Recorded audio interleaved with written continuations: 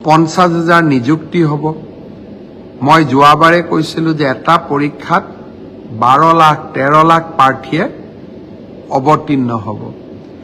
DC সকলে জিলা উপায়ুক্ত সকলে পৰীক্ষাটো সুচাৰুৰূপে আয়োজন কৰিব লাগিব।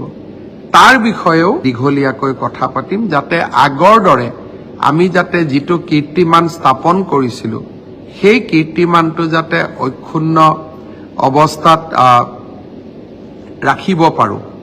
তাৰ কাৰণে আমি ডিচি সকলক সজাগ কৰিব লাগিব আৰু আমি প্ৰচেষ্টা কৰিম যে এইবাৰো যাতে আগৰ দৰে আমি এটা স্বচ্ছ নিকা পৰীক্ষা পাতিব পাৰোঁ।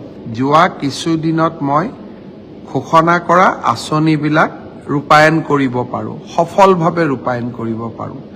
2 অক্টোবৰৰ পৰা আমি বসুন্ধৰা 3 আৰম্ভ কৰিম।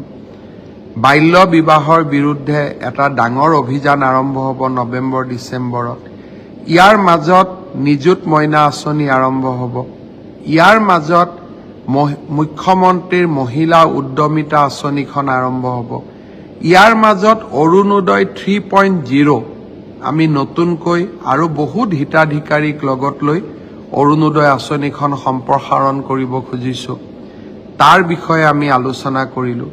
পৰ্যটনৰ দৃষ্টিভংগীৰ পৰা অসমত বহুত সুন্দৰ স্থান আছে, কিন্তু এই স্থানসমূহত হোটেল আদি নথকাৰ কাৰণে আমি পৰ্যটন উদ্যোগটো বঢ়াব পৰা নাই।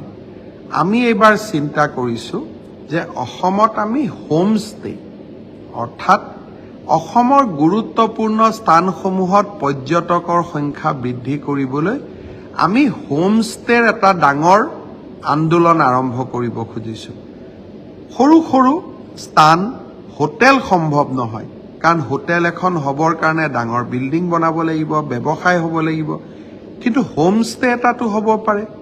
5টা 6টা 10টা হোমষ্টে হ'লেও বহুত পৰ্যটকক আমি আনিব পাৰিম।